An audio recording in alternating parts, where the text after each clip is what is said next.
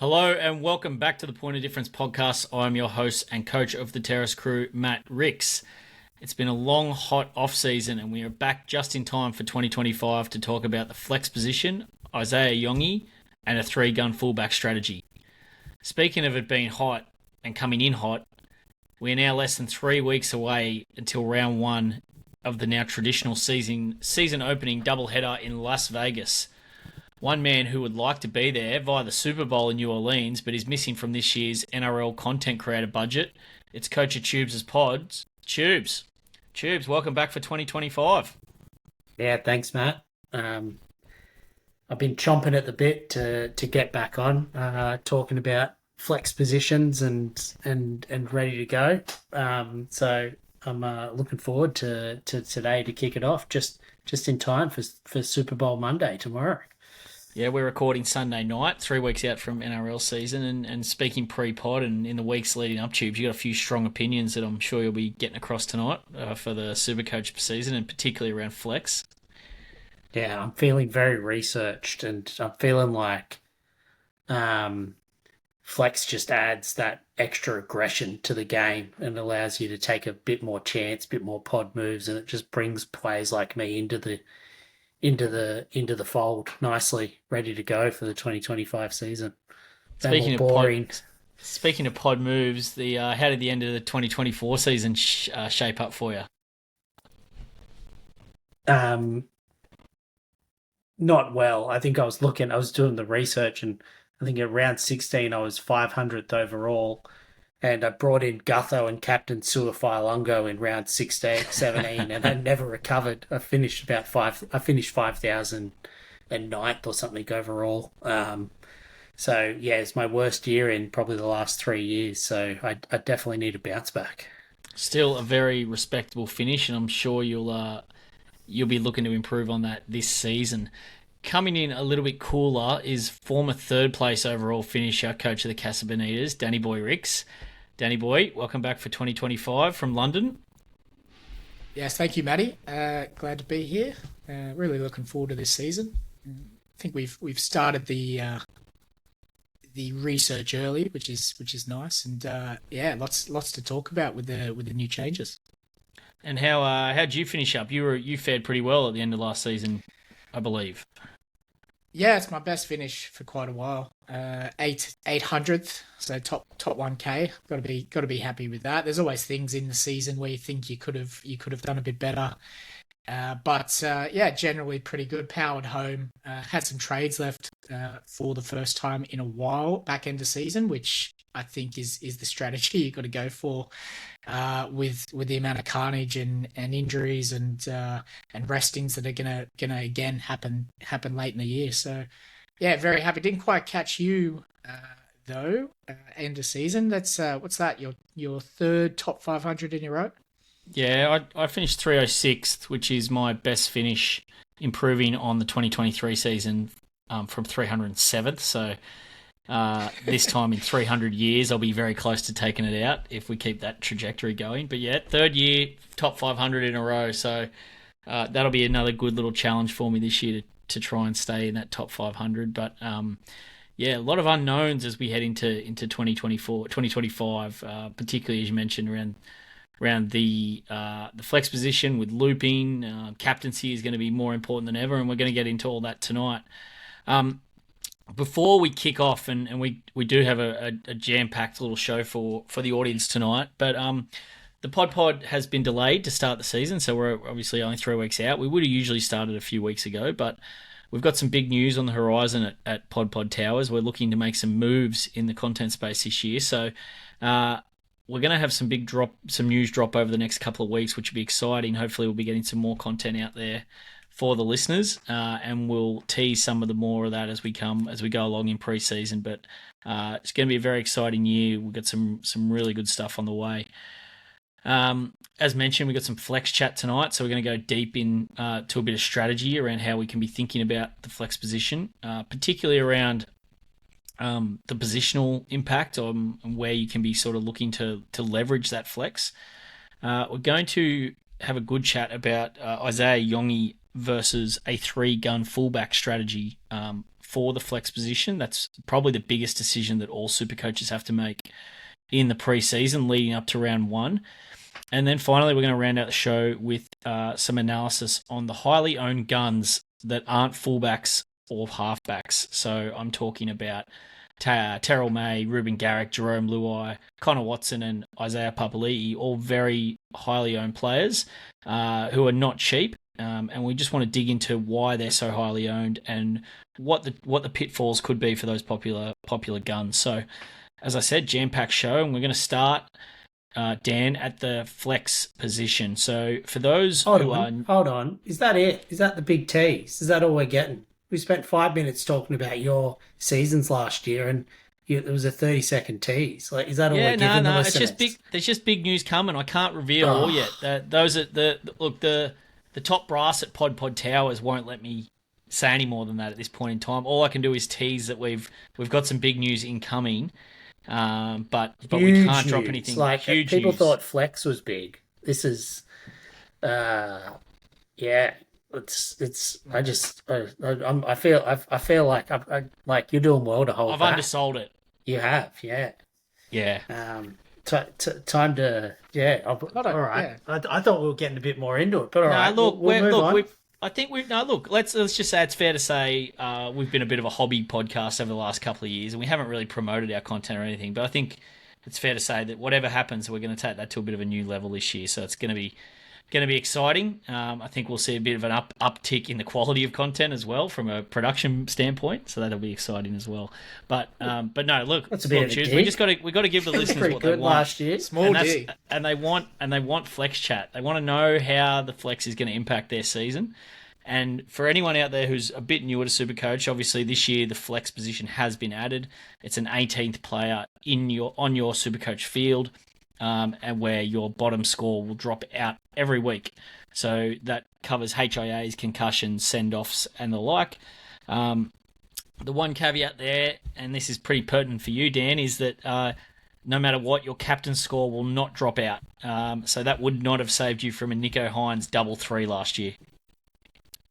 Well, I think the flex in general would have definitely saved me. So specifically that round, Drinkwater went 100 plus, and I can't remember for reasons unknown. Maybe I had some worries as an AE or something like that. I basically didn't take the VC loop on that captain Nico for that 3 points. This year, you're looking at 100 plus from your VC. It's nearly it's an auto loop pretty much. I think that's where it's going to be key. Is basically the loop number comes down. And your captain is important, as you said, but the VC is just going to be so important now, and I think the flex as well. It offers an extra gun to captain, which is why we're talking about having 3 fullbacks to start the year, and why it might be the best way to go. Yeah, and Tubes, I know you were talking pre-pod about your thoughts on that impact, particularly around vice captains and looping. How do you see the loop playing out this year, and how will you be trying to attack it? You were mentioning that your threshold on occasion might actually increase.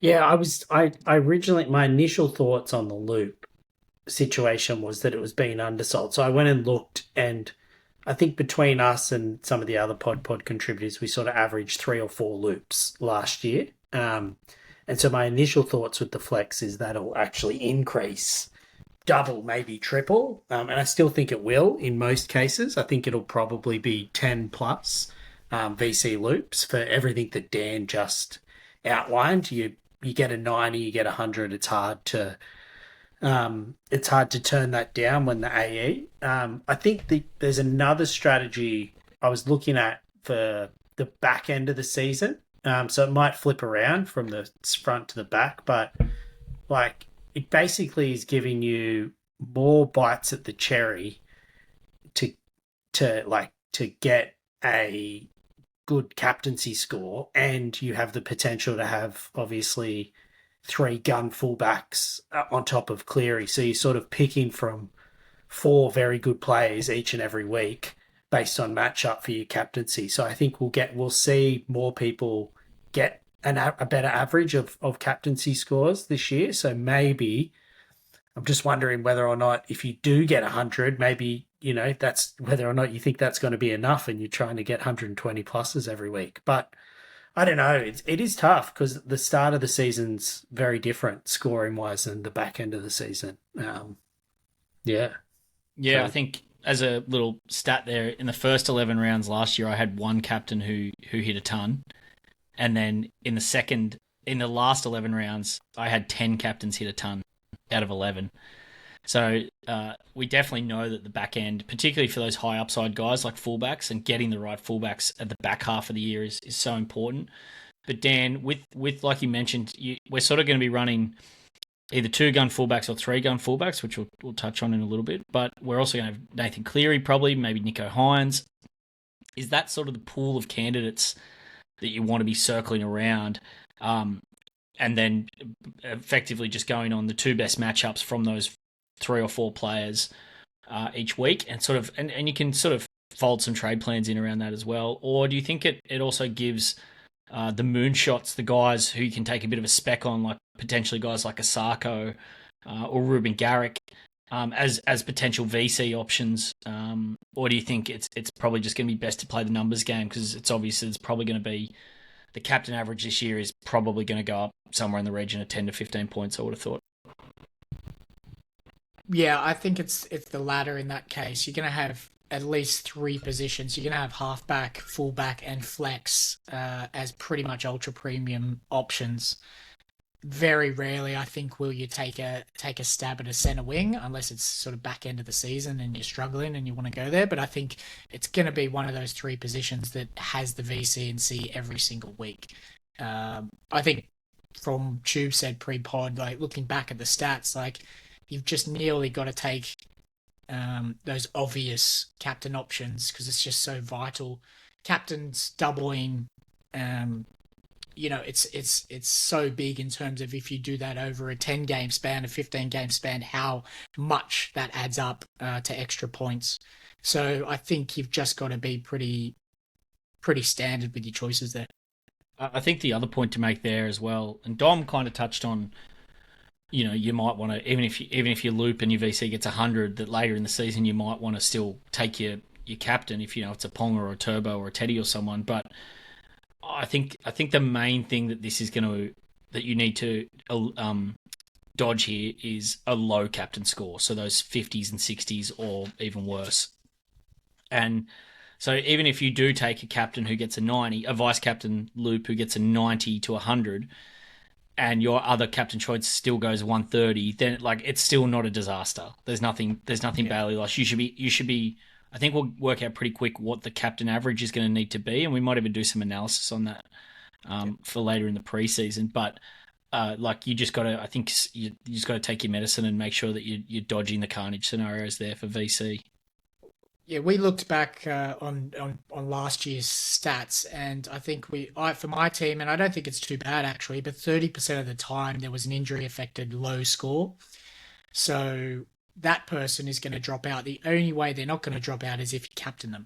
So it's just such a big risk to captain if you've got a decent score as that VC, because you know that that's not going to drop out. And it happened to me last year with Nico Hines. And this year you're going to get a lot of those lower injury affected scores. You're going to have to get really unlucky to get 2 or 3 sort of injuries in that regular occurrence. And the other thing that I noticed with my team was that a lot of the times that low score was lower than my AE that would have come in. So off the bench, a lot of times my bench guy would make at least 35 plus. So that'll be interesting with your team, the start of the year. What you do with that? Do you take a few more nuffs to start the season? So plenty to look into with that. How are you approaching nuffs, Tubes? And I want to tie this in with the looping flex strategy as well, around not having those plotters at front row forwards. And I'm talking about your Franklin Pelés, Sam Hughes, Villamai Fafita, there's a real hall of fame of these guys who, they look like good options as a, third or fourth front row forward that are going to sit on your bench and maybe hopefully earn a bit of coin.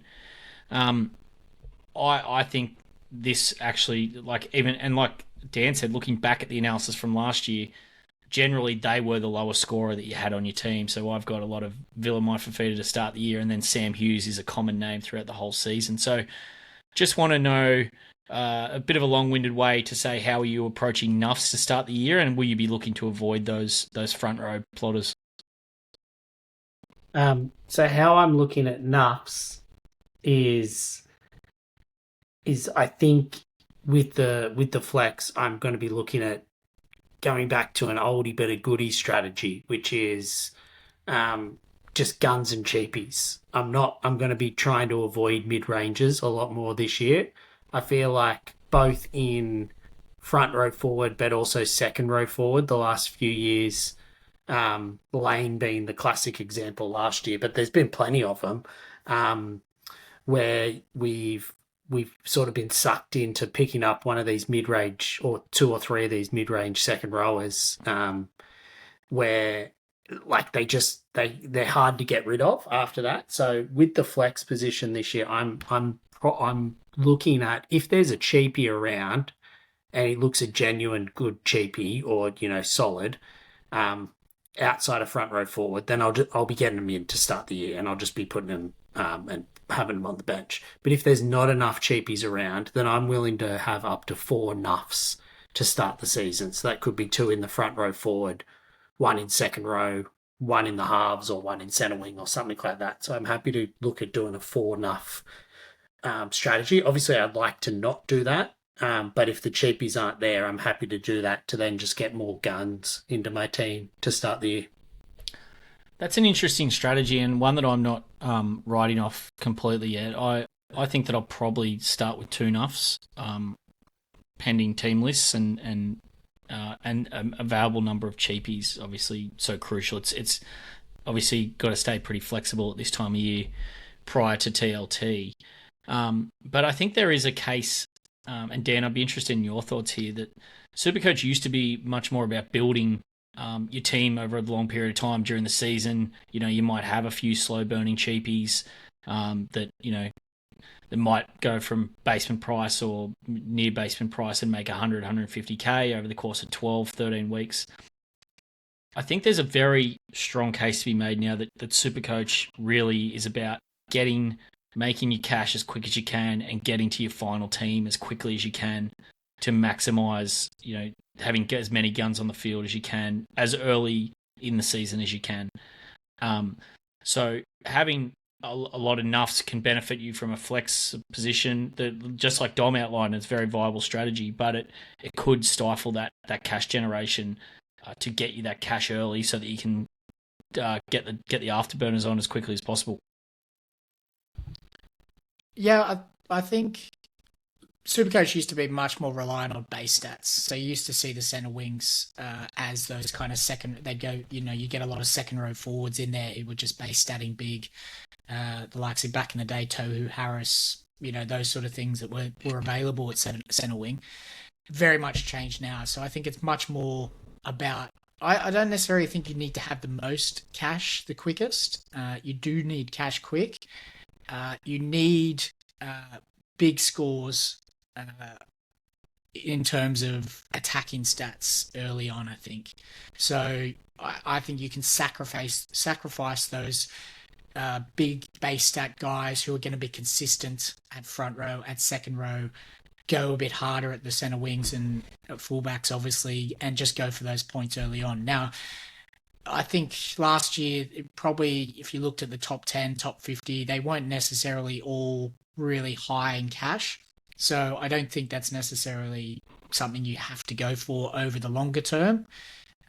But I think for the mid-ranger side of things, you want to pick up a mid-ranger. If you are going to pick up a mid-ranger, you want them to make 150, 200k from the start. So you're only picking those guys up who you think are going to have a massive season.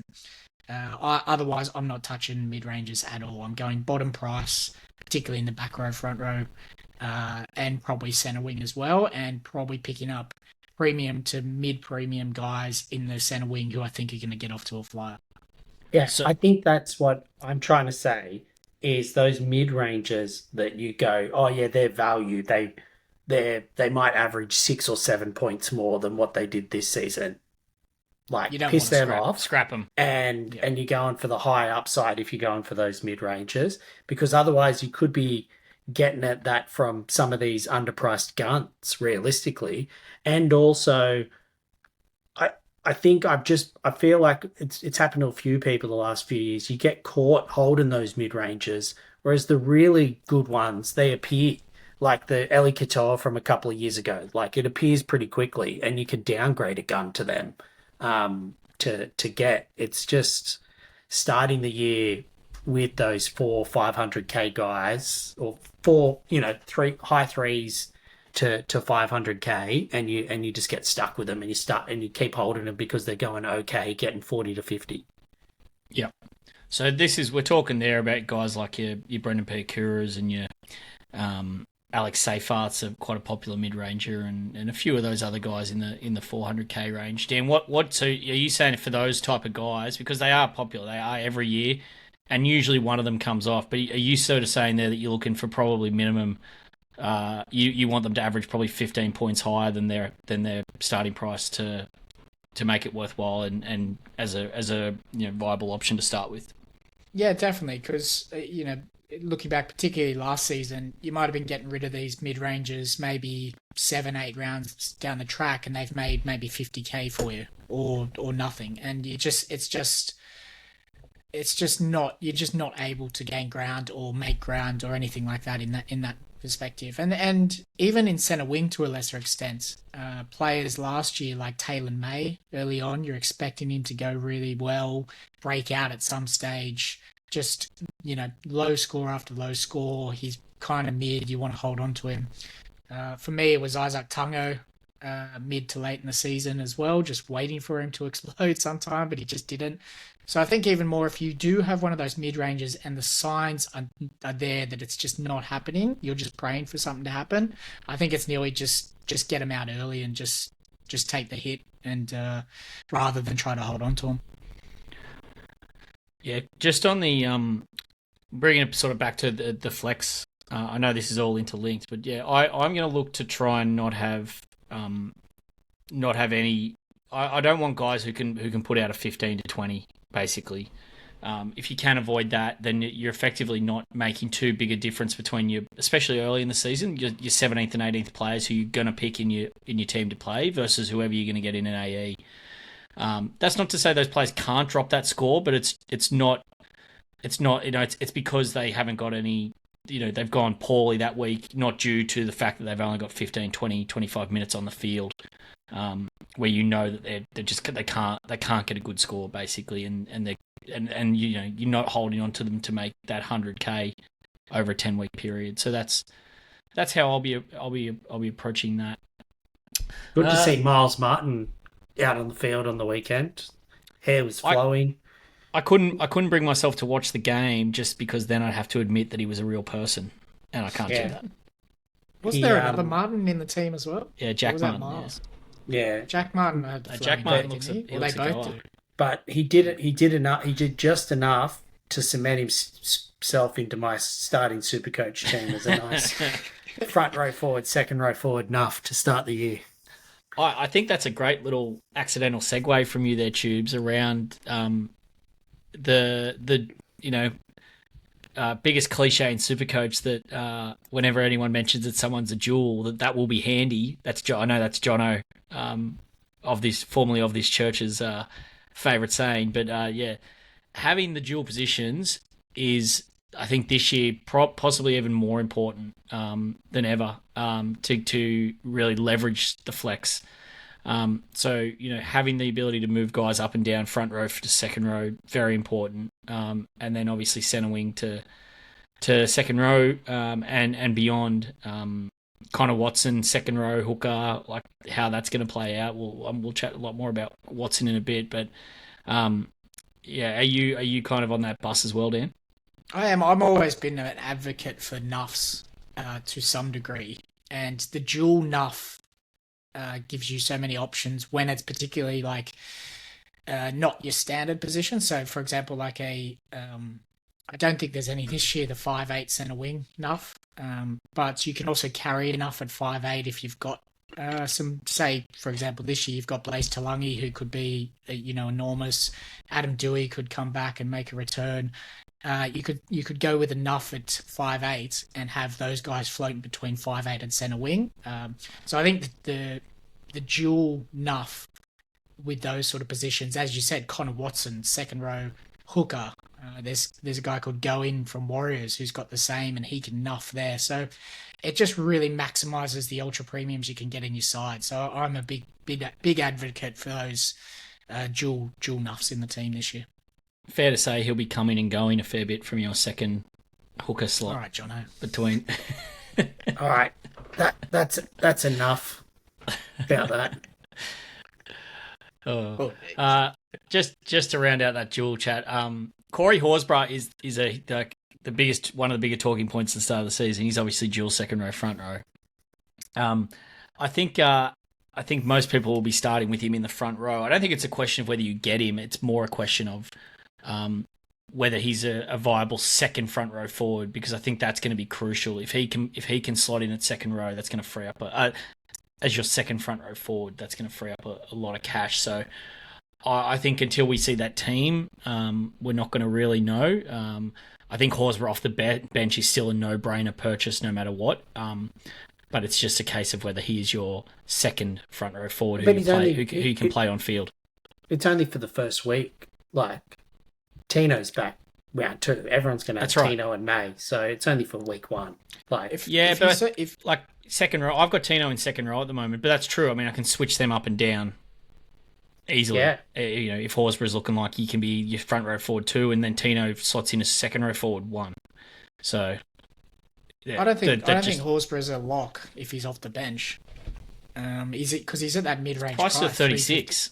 Yeah, but what? So if he averages 45 off the bench, he's kind of that mid-ranger as we talked about, right? So yeah, I think there's a bit of risk, and if everyone's he's low end mid, he's very low end mid-range.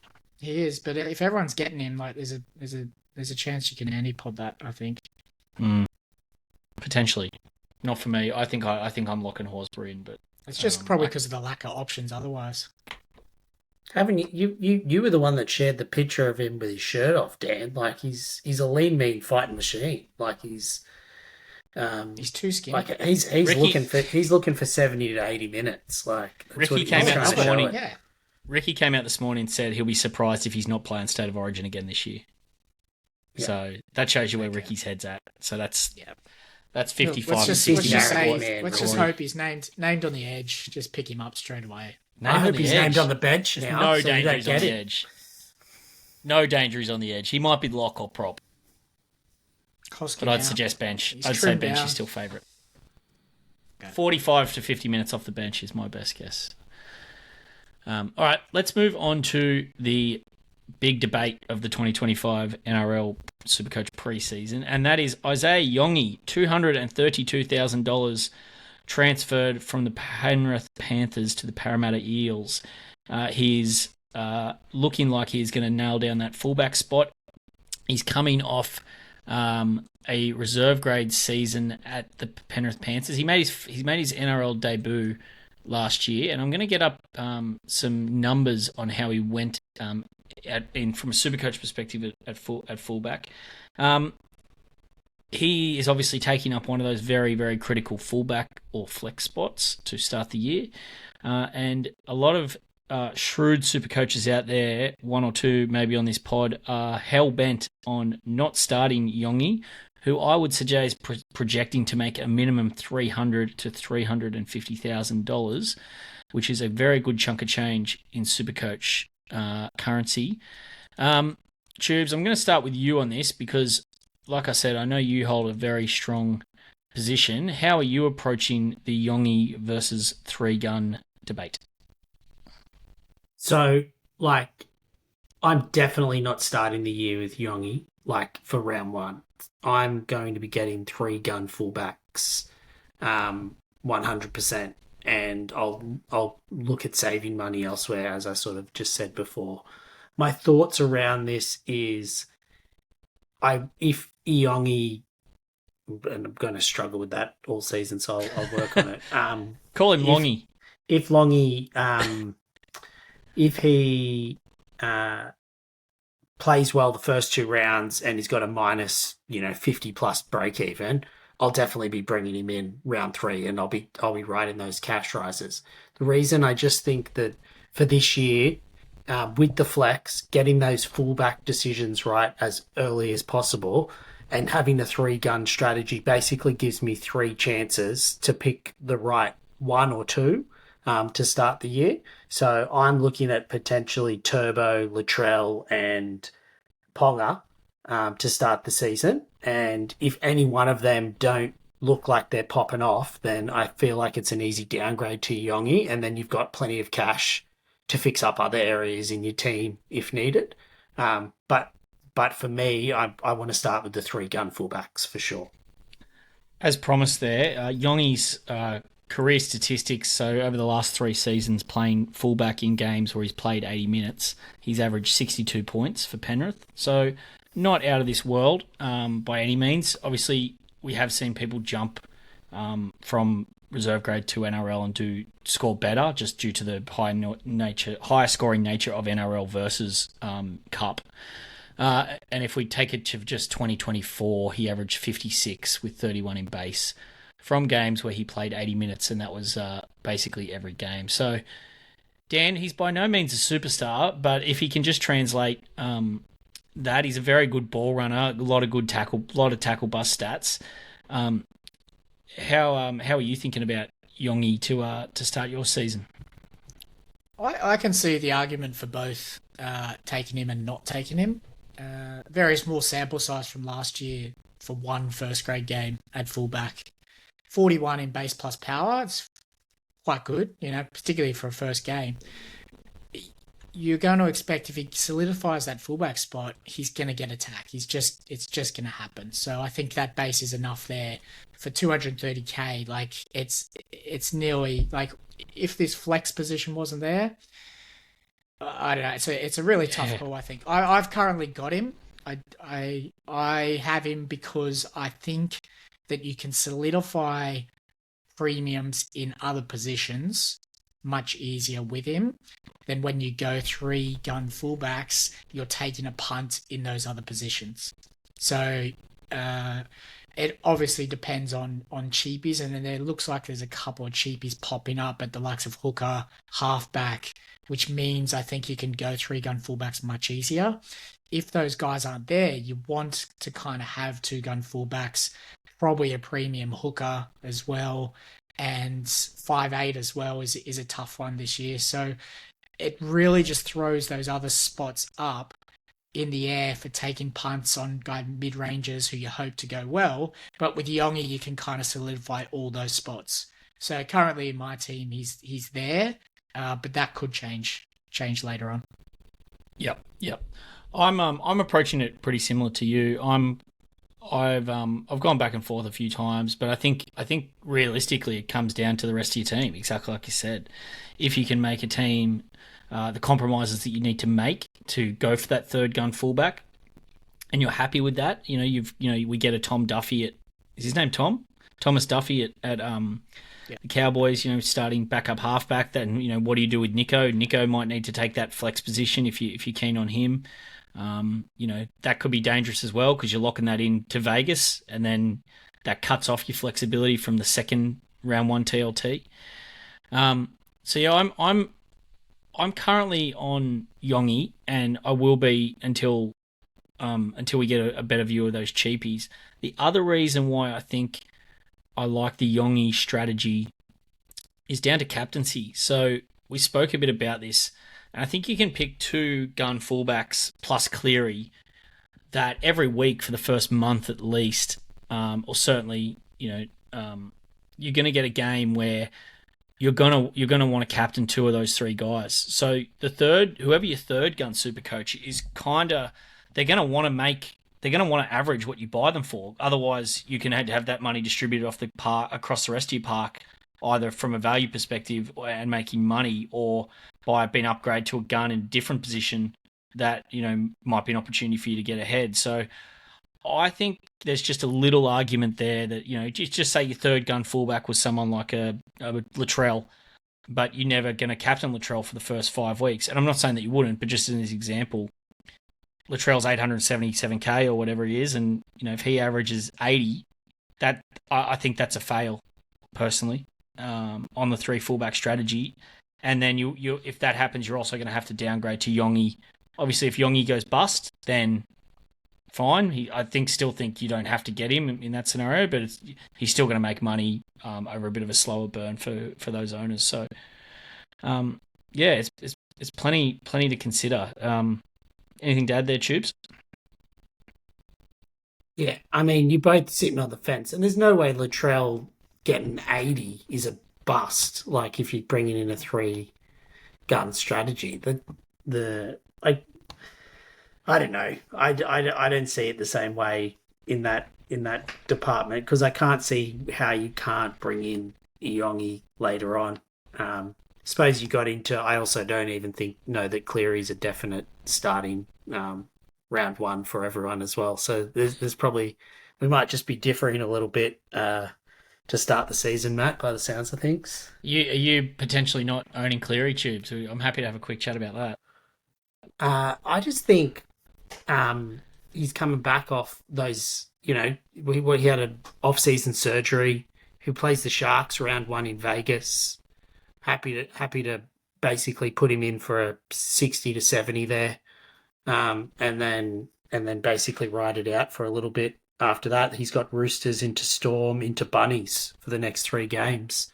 Still a bit of an unknown without what the team and the structure is going to look like with Blaze, or who the 5'8" partner is there. Cleary's obviously a gun, so I'm a little bit just probably thinking, can you bank that he's not going to get off to as fast of a start, and I'd rather 3-gun fullbacks potentially than Cleary and then have Nico. I mean, I guess the argument there is, like you said, I mean, maybe that is viable. Like you don't go Cleary and you get the 3 guns and you just rotate your captaincy between those 3 instead of having your Cleary, and maybe you can go a bit lighter at halfback, or you have Nico. It is interesting for Cleary. The prevailing narrative in the last week that I've been hearing is now that Luai's gone, he'll be dominant both sides of the ball. Just allowing Tulagi to chime in or kind of wherever he wants. Dan, how do you see that playing out for Cleary, just from an NRL gameplay perspective that'll impact his Supercoach output? I think it'll only be positive for the times he touches the ball. If he's not, I mean, he's super dominant already, and it's just gonna nail that. And say if it was 950k, I think we'd consider not pricking him up, but I think he's absolutely fine at the price. I think he's a must-have from my perspective. Just going back to that flex position as well with the Iongi, say you had to have 3 fullbacks, as the flex had to be a fullback, that would be a bigger issue for Iongi. But if you start with Iongi, you start with Hines and Cleary, Iongi bombs, like, there's no reason why you need to pick another fullback at the flex. You can obviously just bring one of your absolute gun halfbacks down into that flex position, pick up, say, Duffy if he's going really well. So the flex, at times, it'll depend on the run that teams are going on and those premiums are going on. But I don't see the flex is always going to be fullback through the year. So I think that's only a positive for bringing in Iongi as well. And it doesn't even have to be halfback. It can be any position. So exactly. You could bring, a Ruben Garrick down to flex and replace Iongi with a cheapy centre wing that's coming through that week, or whatever position it might be. Yeah, and you can flex with an average player for 1 round and then flip it around with trade plans inside. And that's been a big part of why people have been saying they don't want Iongi as well, is because they're saying that it's easy. And Tubes makes the right point. It is easier to go. It's very easy to go down to Iongi in round 3 if he's killing it. But by that time, have you missed the boat? Like, have you given up ground elsewhere? But it's not a case of, okay, Yongi's going no good, I got to get up to Latrell. How do I find 650k? You can. There are multiple ways to be able to do that with the flex position. So, yeah, right now I just don't think he's selling him unless he got injured, because he's so cheap. He's going to make money. That's a tough sell. Like I'd say that if he averages 40, I'd be very happy with that as a non-owner for people to then just hold him averaging 40 and be happy Sure. to make their 150k. That's the There's worst no case doubt. scenario Yeah. for me for as So, if to potentially buy him. and what are you doing, Tubes? If your three gun fullbacks are averaging 70, all of them doing okay, and Trade Iongi's Ponga averaging because he has the 50. buy the next week possibly, and if he's That's averaging it. 50, yeah, Or trade 50 or Turbo when he's 70, injured. 70 to 80. Yeah. Like there's options. So it's a and it's they a won't big be. They'll be point. averaging 90 to 100, but yeah, it's still a conundrum. I get your point. Yeah, and you missed out on Hines or Cleary or it's so many ways you can go this year. It's great. All right, let's move on to our final segment tonight around the highly owned guns. So that's guns who are 20% or higher owned that don't play halfback or fullback. We'll do a bit more of a deeper dive on the fullbacks in general over the next couple of weeks. But the players who I mentioned are Terrell May, Ruben Garrick, Jerome Luai, Connor Watson, and IPAP. So let's start with Terrell May. Tubes. He's 46.8% owned as of Sunday, the 9th of February. He's coming off a season averaging 45 minutes per game, 61 points per game at a PPM of 1.35. He hurt many super coaches last year and saved many super coaches.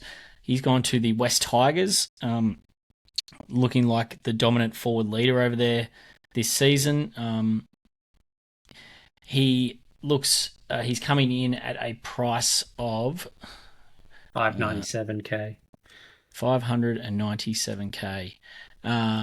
So that's a 61 average, something like that, which is what he was last year. So he seems like one of the easier ones, and I can see I'm surprised he's actually not higher than 46.9. Have you got any negatives to say about Terrell? Nah, I don't see any risk really. I everything you just said, I can't see why he doesn't. I just don't see the downside. Like he's definitely going to get more than 45 minutes at the Tigers. I mean, the only risk is just the May, whether off season rabbiting or something like that's all that. But you find out that before round one, like as in it seems everything he ticks every box and has the potential to be the number one front row forward in the game. Could be 800k by round 6, round 7. I just think that you just lock him in as your main front row forward. Just seems like an obvious choice. In 6 games last year where he played 55 minutes or more, he averaged 82 in an average of 64 minutes. Dan, I suppose the one pot is just he's moved to a weaker club, still not a full read on his minutes. Benji, new coach, does he want more impact from him, and he just stagnates maybe at that 45 minutes for more power? Still seems pretty low downside. Yeah, Benji's a very reasonable guy. I think he's watched a little bit of NRL. He's played a little bit of NRL. Like you're not playing David Clemmer for 60 minutes and bring it on Terrell May for 30 minutes. Like it's just an absolute waste. So Or 12. it's the biggest 12. no-brainer. It's the biggest no-brainer in nearly Supercoach history is put him in your front row and don't move him. Yep, I think we're all in agreement on Terrell May. The next player on our high owned guns list is Ruben Garrick, who is currently 27.6% owned, and he is 27.8% owned rather, at $680,000. Dan, he's at a big discount to start the year, given he had 3 games where he was impacted severely by concussion last year. In games where he did not have concussion, I'm just getting those statistics up, but we're looking at about a 12-point discount, I think, for Garrick. I'm just getting those numbers up right now. He averaged 79.2 last year. So in games where he didn't have an injury affected game. So we're looking at him sort of being priced more around, it's about 100k discount. He's got the goal kicking. Manly have a nice draw to start the year. I can see why he's popular. Yeah, I don't think you can get a more solid centre wing to start the year at the price. We've seen what he can do. There was worries last year that playing centre would affect his output, but I think his base output at centre is incredible. The only thing against taking Garrick would be how all in do you want to go on Manly? So Turbo, I think, is going to be in most sides. Um, Very interested in Olaquatu in the back row. Uh, do you think Manly are going to be that good this year? So if you don't think so, I don't think picking up say 3 to 4 Manly players, maybe even 5, is going to be ideal if they're not scoring as much points as they like. So I am also very interested in another Manly outside back in Lehigh Hopewatu. I was going to say, don't open the kimono too early, Dan.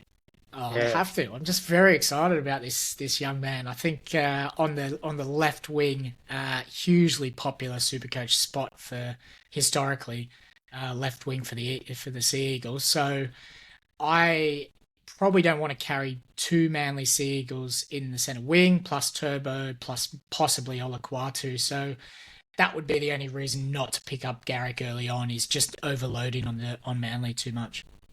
Tubes, is Garrick in your team currently, Tubes?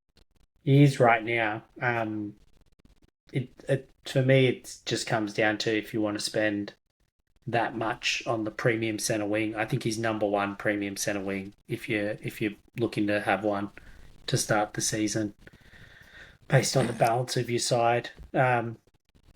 If the only reason you're not bringing him in is because you're counteracting Lehigh Hopewadi, then he's probably going to be the most owned centre wing in Supercoach. But I think that there's no problem overloading on Manly. I'm not saying they're going to be awesome this year, but Turbo's starting the year fully fit and healthy. You just got to back in. I think they played, 4 of their first 5 games at Brookie.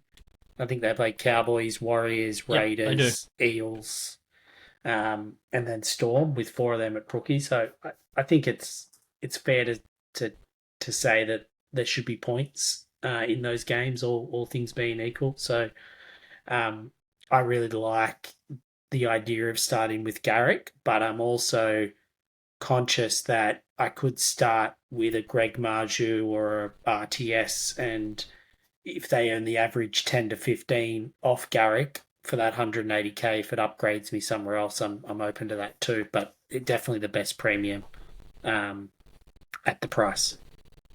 Yep, he's in my team at the moment. Safe floor, high ceiling, and we're getting him at a good discount. I think that's just a good enough reason for me to start the year with him. You guys summed it up pretty well. Next player on the list is Jerome Luai. He has moved from the Penrith Panthers to the West Tigers, where he will be starting in the number 7 jersey. I believe he's co-captain. He's coming off a little bit of an injury in the preseason, but all reports pointing that he's okay. He is $580-something thousand in the game. I'll just get that exactly, 582,000. He's owned by 25% of Supercoaches. He's available at halfback and 5'8". Tubes, I'm going to start with you because you were fairly strongly voiced in our WhatsApp group that you were going to be no, I won't say you said must have, but it was something along those lines, that something maybe a moral, I don't know. But Jerome Luai was in your plans at least a couple of weeks ago. I don't know. I believe you, but I don't remember it. And he's definitely not in my plans now. I just think there's too much up in the air. Like if he was a goal kicking half coming across and he just hadn't been goal kicking, then I could get on board. 580k isn't that cheap. I think he'll play halfback and Gauff and he'll be 5'8". I think it's not a guarantee that it'll be that he's going to be out and out so dominant that he's going to be playing left and right side. I guess there's just enough there, and obviously the Tigers are coming off 3 wooden spoons or whatever it is. So I think there's just enough there for me to be happy to sit and watch for the first few weeks at that price. And if he proves me wrong and he looks unbelievable, I'll get him in. But otherwise, I'm not keen to start with him for the start of the year. I'd argue it does feel obvious. Like we saw, Dan, that when Cleary didn't play for the Panthers last year, that Luai was quite dominant, particularly through that middle stretch of the year, and he went 124, 102, and 130 in rounds 12, 14, and 15, 3 tons on the trot. That actually prompted me to bring him in for the last few games at the back end of the season when Cleary was out. When I think it's definitely fair to say he underperformed in those 3 games. I would. I can see why people are interested, going over to the Tigers, to a new team. It's going to be his team. He's going to be the dominant ball man, probably both sides of the ruck, getting a lot of receipts, and therefore, possibly looking at Supercoach output. But I just worry that that he's not, Panthers, obviously, all those games where he turned up big last year, the Panthers had big wins in all of them. Tigers are not going to be having those big wins week in, week out. I really think that that Luai, whilst I'm not saying he can't out average his price at the moment, I just think there's a lot more downside in that pick than there is upside. Yeah, for certain.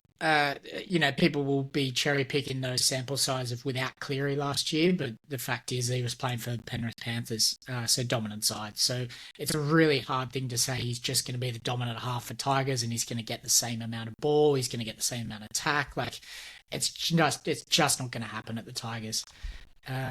I think you look at him and say, he's a bit up and down. He's up and down scoring week to week, but he is consistent across his average for the last 4 years. He's averaged between 57 and 59. So that's what he's priced at. That's, I think, as good as you're going to get. I don't think going to the Tigers is going to jump him up 10 to 15 points.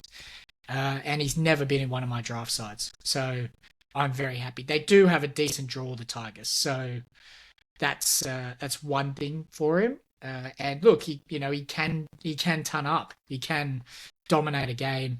He can go well. May get off to a flyer, and good on you if you pick him up. But I'm very happy to let him be. Is there any chance he kicks goals? No. It'll be Appy or Dewey. Oh yeah, of course. And also the only other thing with that, like you talk about the Panthers, and obviously the differences there, but his hooker was Mitch Kenny. And his halves park, and that was Jack Cole or Brad Schneider. I really rate Galvin, and I'm hoping he kicks on this year. And obviously, Appy's quite creative out of hooker. I think even if they do have as much output, I just can't think that he's going to be as dominant as he was last year when Cleary was out. So, yeah, but happy to be proved wrong as well. That's a good point. I think that actually is really positive for Appy.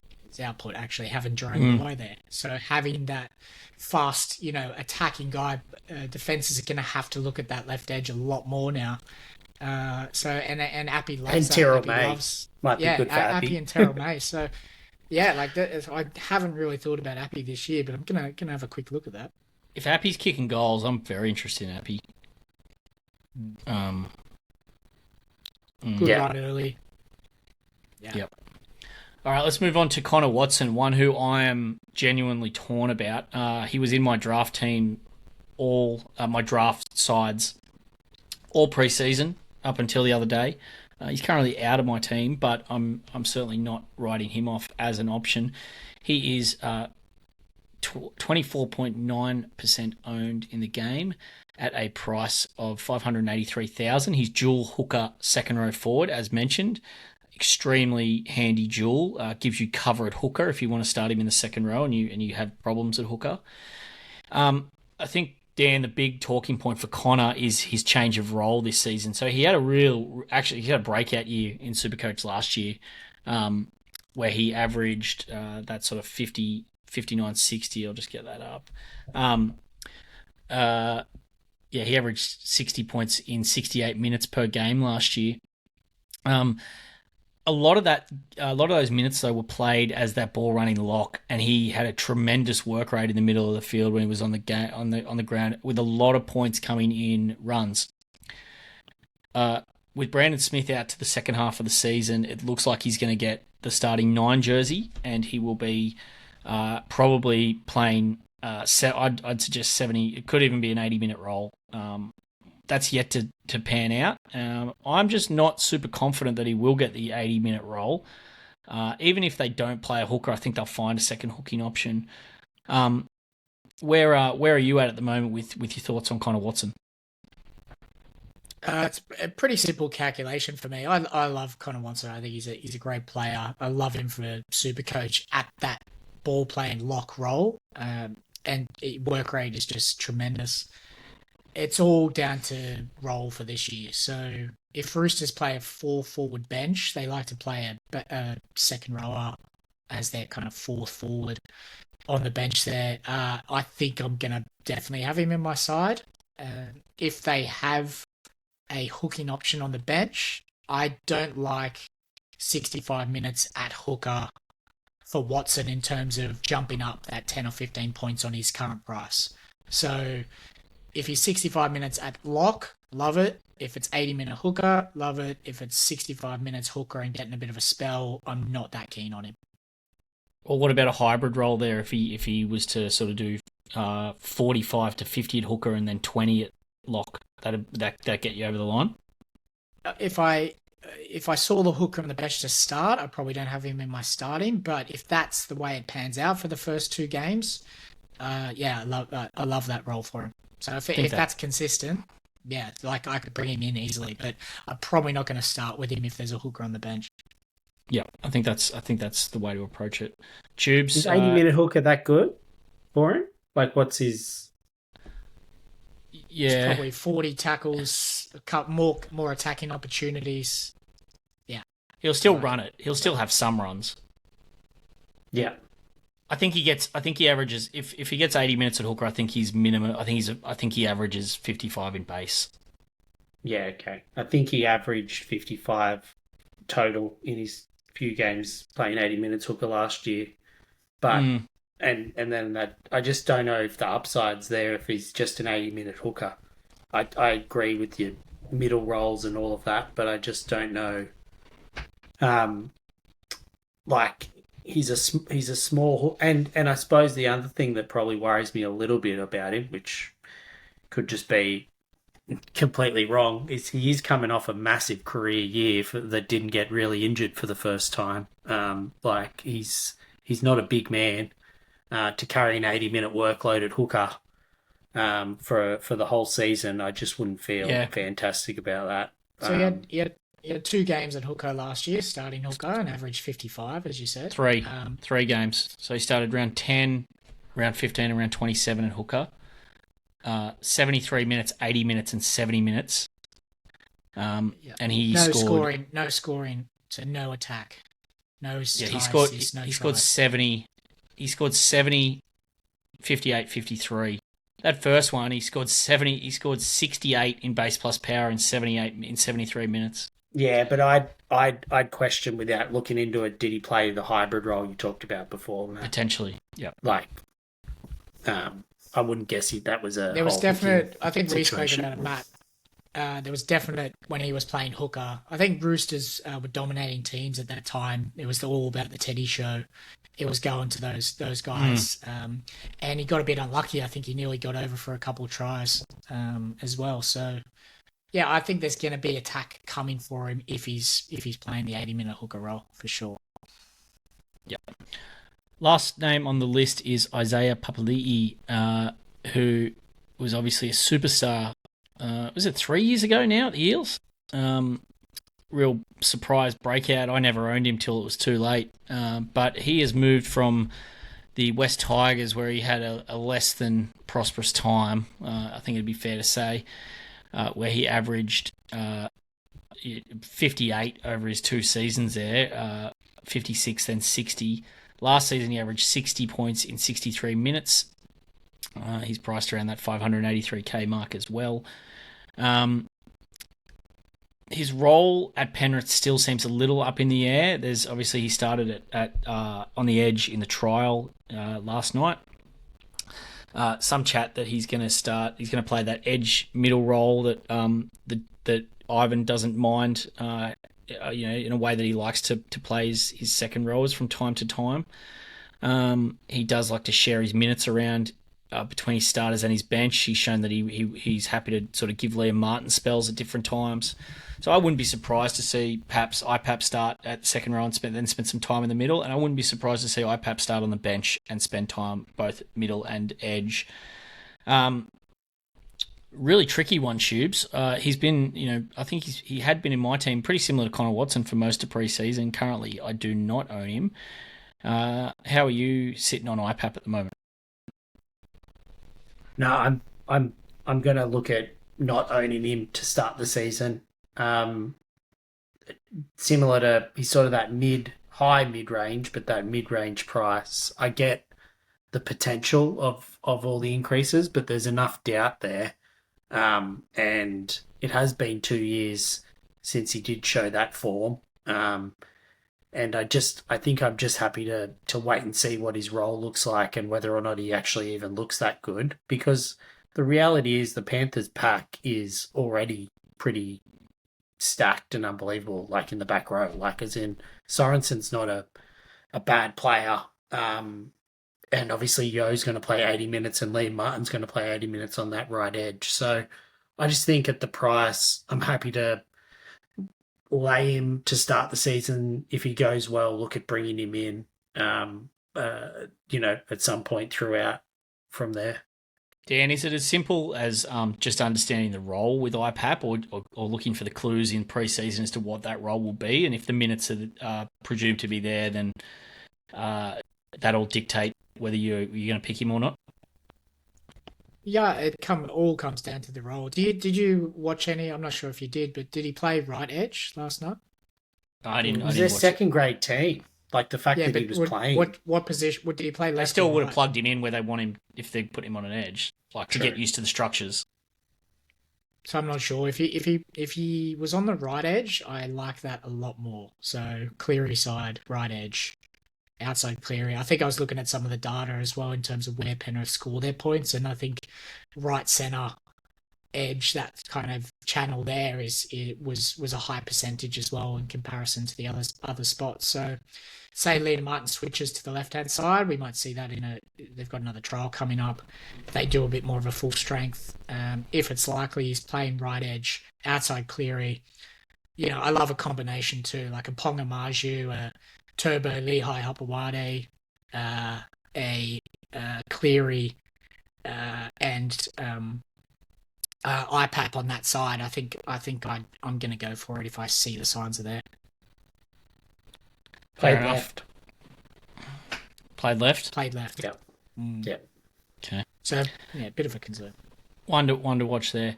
All right, guys, that'll see us out for tonight. Before we wrap up, though, I do want to give a shout out to Chris, our co-host here on the Pod, coach of CMAX Shark Attack. He had an 86th finish last year, top 100.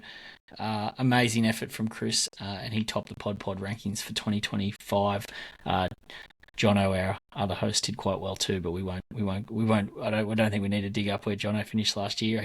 I know that he's bursting at the seams, Tubes. I think it's fair to say for 2025. What were you saying? He never usually looks at a team, and he was there ready day one this year.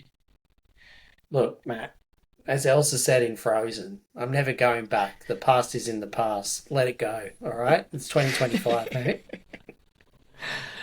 Shout out to Chris and Jono anyway. And best of luck for the season. All right, guys. Good pod, good start to the year. Very strong from both of you, and looking forward to a big 25. Thanks, Dan. Yeah, cheers, Matty. Thank you. Thanks, Tubes. You beauty.